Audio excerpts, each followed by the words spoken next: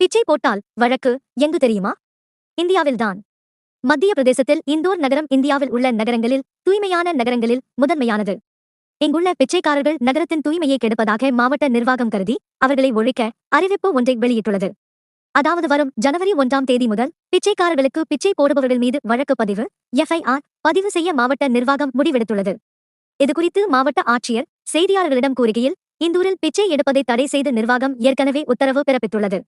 பிச்சை எடுப்பதற்கு எதிரான பிரச்சாரம் இந்த மாத இறுதி வரை தொடரும். ஜனவரி 1 முதல் யாராவது பிச்சை போடுவது கண்டுபிடிக்கப்பட்டால் அவர்கள் மீது FIR பதிவு செய்யப்படும் என கூறினார்.